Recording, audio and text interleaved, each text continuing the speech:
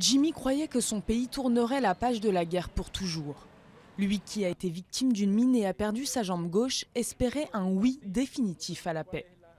Dans ce village niché dans les montagnes du sud-ouest de la Colombie, le conflit armé de 52 ans a marqué les corps, les esprits et le paysage. Alors ici, presque tout le monde s'est prononcé en faveur de l'accord de paix. Je fais partie de ceux qui ont voté oui parce que j'en ai assez de la guerre, j'en ai assez des morts, j'en ai assez des déplacés. Je veux que les gens reviennent sur leurs terres parce que maintenant les terres sont abandonnées. Pourquoi? À cause de la guerre. Pendant 4 ans, des négociations ont eu lieu à La Havane entre le gouvernement et les forces armées révolutionnaires de Colombie. Avec une ligne directrice, les victimes du conflit seraient au cœur du traité. Fin août dernier, un cessez-le-feu est décrété et l'accord conclut quelques semaines plus tard. Il ne manque alors plus que l'aval du peuple, mais au référendum sur la paix, les Colombiens ont répondu non à une petite majorité.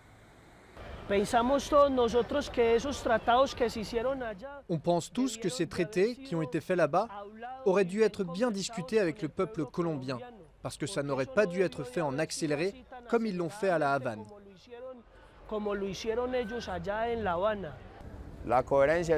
La logique est de voter non. Moi, j'ai voté non parce que ce serait très difficile que la Colombie soit dirigée par la guérilla. L'amnistie de certains crimes et la participation des FARC à la vie politique prévue dans l'accord seraient les principales causes de ce rejet. Les experts parlent unanimement d'une Colombie très polarisée et d'un avenir plein d'incertitudes pour le pays. Un retour à la guerre serait peu probable, l'hypothèse d'un pacte national avec quelques changements semble privilégiée.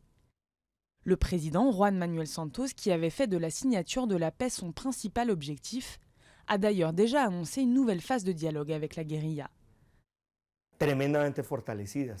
Les FARC en sortent très renforcés et à présent la décision de si la guerre continue ou non, de négocier ou pas, de ce qui se négocie, quand et avec qui, est entre les mains des FARC. Le résultat du référendum a beaucoup surpris la communauté internationale et terriblement déçu ceux qui ont vécu la violence de près. Au fil des décennies, ce conflit a fait 260 000 morts, 45 000 disparus et près de 7 millions de déplacés.